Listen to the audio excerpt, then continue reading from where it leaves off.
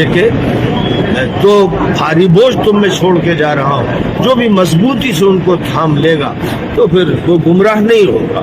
ایک کتاب اللہ ہے اور پھر عطرتی میرا خاندان، میرے اہل بیت ہے، ان کو جو مضبوطی سے تھام لے گا۔ آپ نے علماء ربانیین، اولیاء کاملین کی پہچان حاصل کرنی ہے، ان کی معرفت حاصل کرنی ہے، دیکھنا ہے کہ کون شخص عالم ربانی ہے، سچا عالم ہے، وہ جھوٹ نہیں بولتا، وہ بکاؤ مال نہیں ہے، تو آپ کو دیکھنا ہوگا کہ وہ حسینیت کی صف میں کھڑا ہے یا یزیدیت کی صف میں کھڑا ہے۔ الحمدللہ رب العالمین والصلاة والسلام علی سید الانبیاء والمرسلین وآلہ الطیبین الطاہرین ومن والہ۔ بسم اللہ الرحمن الرحیم۔ السلام علیکم ورحمۃ اللہ وبرکاتہ۔ امید کرتا ہوں آپ لوگ خیریت سے ہوں گے۔ اللہ عز و جل آپ سب کو اپنے حفظ و امان میں رکھے۔ میں کئی مرتبہ کہہ چکا ہوں، بارہا میں نے یہ بات کہی ہے کہ اس وقت امت میں دو ہی طبقات، دو گروہ اور دو ہی فرقے ہیں، اس سے زیادہ اور کچھ نہیں ہے۔ یا تو ایک شخص، ایک فرقہ، ایک گروہ وہ حسینی ہے یا یزیدی ہے، تیسری کوئی تقسیم ہی موجود نہیں ہے۔ اگر اس وقت میں آپ نے علماء ربانیین، اولیاء کاملین کی پہچان حاصل کرنی ہے، ان کی معرفت حاصل کرنی ہے، دیکھنا ہے کہ کون شخص عالم ربانی ہے، سچا عالم ہے، وہ جھوٹ نہیں بولتا، وہ بکاؤ مال نہیں ہے، تو آپ کو دیکھنا ہوگا کہ وہ حسینیت کی صف میں کھڑا ہے یا یزیدیت کی صف میں کھڑا ہے۔ وہ ان لوگوں کے ساتھ ہے جو مظلوم ہے یا ظالموں کی صف میں ہے۔ بلکہ ساری انسانیت کی میں اگر بات کروں، پوری دنیا کے معاشرے میں اگر آپ دیکھنا چاہیں کہ کون سا شخص صحیح ڈائریکشن میں جا رہا ہے اور کون سا شخص غلط رستے پہ چل رہا ہے، ہدایت پہ کون ہے، ضلالت پہ کون ہے، تو وہ یہیں سے معلوم ہوگا آپ کو۔ ایک طرف سچ کا رستہ اور ایک طرف جھوٹ کا رستہ ہے، ایک طرف حسینیت ہے، دوسری طرف یزیدیت ہے، ایک طرف امام علی علیہ السلام کا رستہ ہے اور دوسری جانب باغیوں کا ہے۔ یہ پوری انسانیت کا یہ معیار ہے، سچ اور جھوٹ، اور حسینیت سچ ہے، یزیدیت وہ جھوٹ کا نام ہے، باطل کا نام ہے۔ حال ہی میں نے ایک ویڈیو دیکھی ہے مولانا سلمان ندوی صاحب حفظہ اللہ کی، جو کہ انڈیا کے عالم دین ہیں، ندوہ کے ہیں اور سادات علماء میں سے ہیں۔ انہوں نے حاضری دی ہے امام علی علیہ السلام کے روزے پر، روزہ مطہرہ پر نجف اشرف گئے، ان کے لیے سعادت کی بات ہے۔ اور جب وہ ویڈیو میں نے دیکھی، کیونکہ میں ان کی جو ویڈیوز ہیں وہ میں دیکھتا ہوں مولانا سلمان ندوی صاحب کی، اور کافی عرصے سے میں ان کو واچ کرتا ہوں، اور جو سادات علماء ہیں اور بلا شک و شبہ ایسے علماء ربانیین وہ اس امت کے لیے سرمایہ افتخار ہے، ان پہ فخر کرنا ہے۔ یہ اس وقت کے امام نسائی ہیں رحمہ اللہ، موجودہ وقت کے۔ اگر سلمان ندوی صاحب کی بات کی جائے، سلمان ندوی صاحب حفظہ اللہ، انہوں نے امام علی علیہ السلام کے روزے پر ایک بیان جاری کیا۔ جب میں نے اسے سنا میرے آنکھوں سے آنسو آ گئے۔ کتنی تاثیر ہے ان کی گفتگو میں۔ انہوں نے کیا گفتگو کی ہے اس پر میں انشاءاللہ آگے تبصرہ کرتا ہوں۔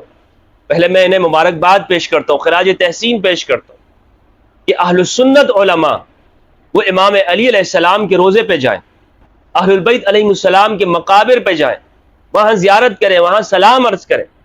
اس کے کتنے فوائد ہیں۔ مسلمانوں کے اندر یونٹی آئے گی، مسلمان ایک دوسرے کو قریب سے دیکھیں گے، سمجھیں گے اور فرقوں سے نکلیں گے۔ اور اہل البیت علیہ السلام یہ فرقوں کے نہیں ہیں، بھائی آپ فرقوں میں تقسیم کر دیا ہے امت، شیعوں کے بنا دیے ہیں، ہم سنی کیوں جائیں، اور جناب تقسیم کر دیا ان کو تقسیم نہ کیجیے، یہ پوری امت کے، پوری انسانیت کے۔ تو وہاں پر وہ سلام کے لیے عرض ہوا جو گفتگو انہوں نے وہاں پہ کی ہے۔ اور سلمان ندوی صاحب جیسے علماء ربانیین میں اپنے لیے باعث افتخار سمجھتا ہوں کہ میں ان کے ادنا شاگردوں میں شمار ہوں۔ یہ میرے لیے فخر کا باعث ہوگا کہ حضرت جیسی شخصیات، بلکہ ان سادات کی جوتیاں سیدھی کرنا، برابر کرنا، میں اپنے لیے زندگی کی سب سے بڑی نعمت سمجھتا ہوں کہ ایسے سچے علماء، حسینی علماء، ان کی جوتیاں ہم برابر کریں، سیدھی کریں۔ اللہ سبحانہ و تعالیٰ ان کا سایہ اس امت کے اوپر تادیر قائم رکھے، انہیں عمر خضر عطا فرمائے۔ تو جو گفتگو انہوں نے کی ہے، ایک بات اس میں انہوں نے یہ فرمائی کہ اگر ہمارے نانا زندہ ہوتے تو وہ اس پہ بہت خوش ہوتے۔ یہ سادات علماء میں سے ہیں، ایک علمی خاندان ہے۔ ابو الحسن علی ندوی رحمہ اللہ نے امام علی علیہ السلام کی شان میں بہترین کتاب لکھی المرتضیٰ، پڑھنے کے قابل ہے۔ لیکن مولانا سلمان ندوی صاحب نے اپنی اس گفتگو میں بھی کہا ہے کہ اس کتاب میں حدیث الثقلین کا ذکر نہیں ہے، یہ کمی ہے۔ اور مولانا سلمان ندوی صاحب نے اس پہ کام بھی شروع کر دیا ہے، امام علی علیہ السلام کی سیرت پہ کتاب بھی لکھ چکے ہیں، اور حدیث الثقلین کا اضافہ کریں گے اس کتاب کے اندر انشاءاللہ عز و جل۔ اور انہوں نے یہ مولا علی علیہ السلام کے روزے پر کھڑے ہو کر اس کا اظہار کیا، اور میں انشاءاللہ امید کرتا ہوں، یہ دعا گو ہوں کہ اللہ سبحانہ و تعالیٰ ان کے اس کام کو پایہ تکمیل تک پہنچائے۔ جلیل القدر عالم ہے اس وقت میں، انتہائی جید عالم دین ہے ہندوستان کے مولانا سلمان ندوی صاحب۔ علم حدیث، قرآنیات، سیر، علم الرجال، تراجم، تاریخ، اسلامی تاریخ کے اوپر گہری نظر ہے ان کی، علل حدیث کے اوپر ان کی گہری نظر ہے۔ ان کی ویڈیوز آپ سنیں، ان کی گفتگو ملاحظہ فرمائیں، اور سب سے بڑھ کر بات یہ ہے، حق گو انسان ہے، سچ بولتے ہیں، جھوٹ نہیں بولتے، بکاؤ مال نہیں ہے، اور ظالموں کے صف میں نہیں کھڑے ہوتے۔ ایسا انسان ہے یہ۔ اللہ سبحانہ و تعالیٰ نے ان سے تھوڑے سے وقت میں ان سے بہت کام لیا، بہت کام کیا انہوں نے، اور لاکھوں لوگوں کو انہوں نے متاثر کیا ہے اپنی ویڈیوز سے، اور پھر انہوں نے کام کیا ہے۔ ان کی گفتگو آپ سنیں، عربی زبان میں آپ ان سے کہیں کسی موضوع پہ بات کریں، گھنٹوں کا لیکچر آپ کو عربی زبان میں دے دیں گے۔ فصیح و بلیغ انسان، فصاحت اور بلاغت سے پر ان کی گفتگو ہوتی ہے۔ تو یہ کوئی یوٹیوبر قسم کے انسان نہیں ہے، علمی میدان میں انہوں نے اہل بیت علیہم السلام کے لیے کام کیا ہے، اور ہندوستان کے اندر ناسبیت کے سامنے سیسا پلائی ہوئی دیوار کی طرح یہ کھڑے ہیں، چٹان کی طرح، اور ان کو کوئی اپنے موقف سے ہٹا نہیں سکتا۔ ورنہ یہ اگر اپنے ان کے ساتھ رہتے اور اس کے لیے قربانیاں نہ دیتے، اہل بیت علیہم السلام قربانیاں مانگتے ہیں، ایسے نہیں ہے کہ بالکل آپ سمجھتے ہیں کہ کوئی اگر اہل بیت علیہم السلام کے موضوع پہ گفتگو کر رہا ہے تو بالکل خوشی اور مزوں کے اندر ہے، نہیں، اسے قربانیاں، مشکلیں، صعوبتیں برداشت کرنی پڑتی ہیں، مارے کھانی پڑتی ہیں، جیلوں میں جانا پڑتا ہے، زندگی اجیرن ہو جاتی ہے، لیکن اس کا بدل اور اجر کون دیتا ہے؟ وہ اہل بیت علیہم السلام خود اس کا اجر آپ کو دیتے ہیں، کہ ان کی جانب سے آپ کو انعام ملتا ہے، اعزاز اور اکرام ملتا ہے، اور یہ انعام و اعزاز و اکرام کم ہے کہ آپ ان کی گفتگو کریں، ان کی وکالت کریں۔ لوگ یہاں پر ناسبی یزیدیوں کے وکیل بنے ہوئے ہیں، کتابیں لکھ رہے ہیں، اور ان میں یزیدیت، ناسبیت، سخت دلی، جو بھی ناسبی ہوگا نا اس کا دل سخت ہوگا، دل سے وہ جانور ہوتے ہیں یہ لوگ، ان کے قریب بیٹھے ہیں آپ کو پتہ چل جائے گا، ان کا دل اندر سے زبر الحدید، لوہے کی طرح سخت دل ہوتے ہیں، یہ کسی کو معاف نہیں کرتے، رحم نہیں کرتے، بچوں پہ ترس نہیں کھاتے۔ دیکھ لیجئے ان خارجیوں اور ناسبیوں کو، ٹی ٹی پی والوں کو دیکھ لیں آپ۔ تو مولانا سلمان ندوی صاحب حفظہ اللہ ایک جید عالم دین ہے۔ اب یہاں پہ کوئی یہ کہہ سکتا ہے کہ جناب یہ وہاں پر مزارات پہ گئے، خبر پہ جا رہے ہیں، یہ کون سا شریعت کا کام ہے؟ تو ایسے نام نہاد موحدین اور توحید پرستوں کو، کہ جن کی توحید حلق سے نیچے نہیں اترتی، جن کی توحید وہ خوارج کی ہے، اور وہ خوارج جنہوں نے امام علی علیہ السلام کو شہید کیا، خوارج کلمہ پڑھتے تھے، ان الحکم الا للہ، توحید ان کی مضبوط تھی، وہ کہتے تھے کہ یہ بھی شرک ہے کہ آپ نے اللہ کے سوا کسی اور کو حاکم بنا دیا۔ امام علی کو کس نے شہید کیا؟ ابن ملجم المرادی، کیا وہ کوئی مشرک تھا؟ توحید پہ یقین رکھنے والا تھا۔ امام علی کو شہید اسی لیے کیا کہ امام، اس کا الزام تھا ان خوارج کا کہ امام نے حکم بنا کر شرک کا کام کیا، الیاذ باللہ۔ تو نام نہاد موحدین جن کی توحید حلق سے نیچے نہیں اترتی، اور جو ہر مسلمان پہ شرک، مزار پہ جانا شرک، یہ غیر اللہ کو سلام کرنا شرک، یہ شیطانی وسوسوں سے بھری ہوئی جو ان کی لفظی توحید ہے، وہ کہہ سکتے ہیں یہ تو ان کی توحید کمزور ہے۔ میں آپ کو کہتا ہوں جناب مولانا سلمان ندوی صاحب جیسے، آپ ان کے علم میں ان کا مقابلہ نہیں کر سکتے، ان کا علم، کتابوں کے اوپر ان کا عبور، عالم حقیقی بعمل عالم ہے، تو وہ قرآن کو جانتے ہیں، انہیں معلوم ہے، اور وہ کوئی بریلوی عالم بھی نہیں ہے۔ دیوبند کے ندوہ کے علماء ابن تیمیہ ان کی تعریفیں کرتے رہے۔ شبلی نعمانی کو آپ پڑھ لیں، شبلی نعمانی اگرچہ وہ اہل البیت علیہم السلام کے قریب ہیں، لیکن پھر بھی ابن تیمیہ اور ان ندوہ کا جو منہج ہے وہ سلفیوں کے قریب ہی ہے، تو ان کی مضبوط توحید ہے، لیکن ہر ایک کو آپ توحید کا مضمون کیا سمجھتے ہیں کہ جس میں تعظیم انبیاء نہ ہو، تعظیم اولیاء نہ ہو، یہ توحید ہے؟ جس میں آپ غیر اللہ کو بس سوائے اس طرح سمجھے کہ وہ کوئی چیز نہیں ہوتی، یہ توحید نہیں ہے، یہ آپ کے اپنے مزعومہ خیالات ہیں۔ جو لوگ کہتے ہیں نا کہ توحید پہ کام کریں، میں ان سے کہتا ہوں توحید اگر قرآن والی توحید مراد ہے تو ہر مسلمان کو اس کے اوپر ایمان ہے، لیکن توحید سے مراد اگر ابن تیمیہ کے افکار و نظریات یا محمد بن عبد الوہاب نجدی کی وہابیوں کی توحید ہے تو خدا کی قسم اس سے یہ ہے کہ آپ خاموشی رہیں، بہتر یہ ہے، کیونکہ وہ ان کے اپنے خیالات ہیں جو انہوں نے قرآن مجید میں ایڈ کرنے کی کوشش کی ہے۔ بہرحال یہ کوئی شرک نہیں ہے۔ مولانا سلمان ندوی صاحب حفظہ اللہ جید عالم دین ہے، وہ ان چیزوں مسائل کو اچھی طرح سے جانتے ہیں۔ پھر ان کے اس کام سے، ان کے اس سفر سے کتنا بڑا فائدہ ہے امت مسلمہ کو، شیعہ سنی ایک دوسرے کے قریب آئیں گے۔ میں دیگر علماء کو بھی دعوت دے چکا ہوں، ہندوستان کے، پاکستان کے، دنیا بھر کے مسلم سنی علماء، ان کو چاہیے کہ اہل البیت علیہ السلام کے روزے پہ جائیں، وہاں پہ دیدار کریں، وہاں پر جا کے اس کو آپ ان کیفیات کو محسوس کر سکتے ہیں کہ اگر آپ اندر سے بھرے ہوئے ہیں تو آپ روح سے محسوس کریں گے۔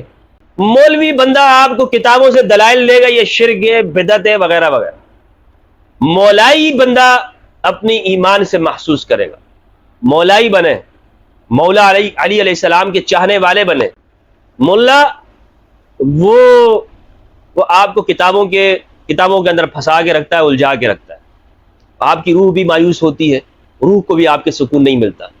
تو یہ محسوسات والی چیزیں ہیں، وہاں جا کر سلام کہنا ہے، اور جب انسان پہنچ جاتا ہے، ورنہ اس طرح تو کوئی شخص کہہ سکتا ہے جس نے حج عمرہ نہ کیا ہو، جی وہاں پہ کیا ہے، صرف آپ نے طواف کرنا ہے، اور طواف میں بھی وہاں پہ انبیاء کرام علیہ السلام کی قبریں ہیں وہاں پر، اور صفا مروہ پہ جانا ہے، کیا ہے اس میں؟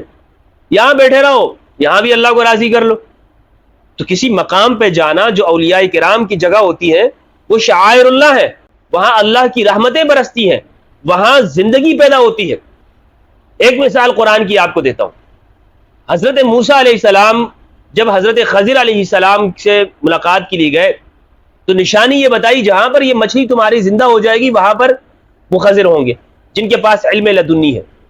مچھلی زندہ ہوئی جس جگہ پر، اس جگہ پر حضرت خضر علیہ السلام کا مقام تھا، خضر وہاں پہ تھے، اور یہ نشانی کسی عام بندے نے نہیں بتائی، اللہ سبحانہ و تعالیٰ نے حضرت موسیٰ علیہ السلام کو بتائی۔ معلوم ہوا جہاں مردہ چیز میں زندگی پیدا ہوتی ہے وہاں پہ اولیاء کرام ہوتے، وہ اولیاء کا مقام ہوتا ہے۔ مچھلی کو زندگی مل گئی، اور بھی مردہ چیزوں کو زندگی ملتی ہے، مردہ دل زندہ ہوتے ہیں، مردہ ضمیر زندہ ہو جاتے ہیں۔ امام علی علیہ السلام کی قربانی آپ کو یاد آ جاتی، اور حدیث ہے نبی صلی اللہ علیہ وآلہ وسلم نے فرمایا، صحیح مسلم کی روایت، اپنے مردوں کی زیارت کیا کرو، یہ تمہیں آخرت کی یاد دلاتے ہیں۔ تو زیارت کرنا تو قبر کی ثابت ہے، سلام کرنا بھی ثابت ہے، حدیث میں ہے کہ تم سلام کیا کرو۔ اور باقی یہ جو بات ہے کہ جناب آپ کہیں کہ فلاں لوگ، فلاں فرقے کے لوگ یہ عمل کرتے ہیں، بدعات کرتے ہیں، تو جاہلوں کی وجہ سے آپ اس کام کو غلط نہیں کہہ سکتے۔ تو بہرحال مولانا سلمان ندوی صاحب حفظ اللہ وہاں پہ تشریف لے گئے، میں ان کو خراج تحسین پیش کرتا ہوں، اور انہوں نے وہاں پر مستدرک الحاکم اور مسند کی ایک روایت پیش کی ہے جو میں ضروری سمجھتا ہوں کہ اس کے اوپر تبصرہ کروں اور وہ آپ کے سامنے پیش کروں۔ ایک بات تو انہوں نے یہ بھی کہی کہ یزید کی نسل ختم ہو گئی، اور جو اہل البیت علیہ السلام ہے وہ تا قیامت وہ نسل رہے گی، ان کا نام ہمیشہ رہے گا، اور یہ قرآن مجید کا وعدہ ہے، ان نشانک هو الابتر، کہ آپ کے دشمن ہی ابتر ہے۔ آپ دیکھ لیں کہ مولانا سلمان ندوی صاحب نے جو یہ بات کہی ہے بالکل حق بات ہے، اہل سنت علماء نے بھی یہ لکھا ہے، ابن کثیر نے البدایہ میں لکھا ہے کہ جب یزید کا بیٹا وہ مر گیا، اور وہ صالح انسان تھا، چند ماہ اس نے حکومت کی، اسے بھی مار دیا گیا، اس نے برات کر دی تھی کہ بھائی نہیں، یہ جو ہمارے باپ دادا یہ اہل البیت کے ساتھ لڑتے رہے، یہ ہمارا حق نہیں ہے، یہ اہل البیت علیہ السلام کا حق ہے۔ کچھ دنوں بعد اس کا انتقال ہو گیا۔ ابن کثیر نے لکھا ہے کہ اس کی نسل ختم ہو گئی، یزید کی نسل ختم۔ دنیا میں آپ مجھے بتا دیں آج کون ہے جو کہہ سکتا ہو میرا باپ یزید کی نسل ہے؟ کون ہے ایک یہ جو سلفی وہابی یہ یزید سے اتنی محبت کرتے ہیں، ان کو قسم دے کے کہو، پوچھیں ان سے، پورے فرقوں والوں سے، میں ان سے کہتا ہوں جو یزید کا دفاع کرتے ہیں، اپنے باپ دادا میں سے اپنے یزید کو ثابت کر کے دکھاؤ، ڈھونڈ کے لا کے دکھاؤ کہ کون ہے اس زمانے میں یزید کی نسل کا ہے، کوئی تو بتائے ہمیں، دکھائے، مان جائیں گے ہم آپ کو۔ قرآن کا وعدہ ہے ان شانئک ھو الابتر، یزید کی نسل ختم، نام و نشان بھی نہیں رہا یزید کا، یہ نسل ہی نہیں رہی ہے دنیا میں۔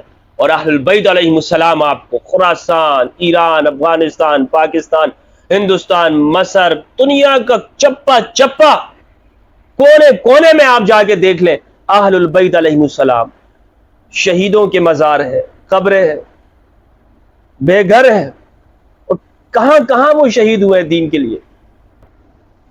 اور باقی آپ مجھے بتا دیں کوئی ہے ان کے مقابلے کا؟ انہوں نے قربانی دی ہے، دین کو کھڑا کیا ہے۔ آج دین جو ہم تک صحیح سالم پہنچا ہے تو یہ اہل البیت علیہ السلام کی قربانیوں کا نتیجہ ہے۔ تو ایک بات تو انہوں نے کی، اور جو کہ ہمارے اہل سنت علماء نے بھی اس کو لکھا ہے۔ دوسرا، مولانا سلمان ندوی صاحب حفظہ اللہ نے مستدرک الحاکم کی ایک حدیث سنائی ہے جو میں آپ کے سامنے پیش کرنا چاہتا ہوں۔ مستدرک الحاکم کی حدیث ہے 4644 اور اسی طرح 4668۔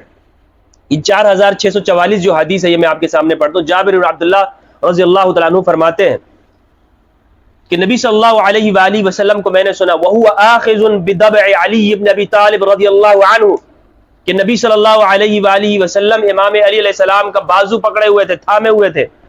وَهُوَ يَقُولُ، اور آپ فرما رہے تھے، ہذا امام البررہ، یہ متقیوں کے امام ہیں، یہ امام البررہ متقیوں کے امام ہیں، قاتل الفجر، گنہگاروں فاجروں کو قتل کرنے والے ہیں، منصور من نصر، اور جنہوں نے علی کی مدد کی اس کی مدد کی جائے گی، یعنی جو علی کے ساتھ کھڑا رہا اللہ اس کی مدد کرے، مخذول من خذل، اور جو علی کو چھوڑ دے وہ رسوا ہو جائے، ثم مد بہا صوتا، اور آپ صلی اللہ علیہ وآلہ وسلم نے اپنی آواز کو طویل کیا تاکہ دور تک آواز جائے۔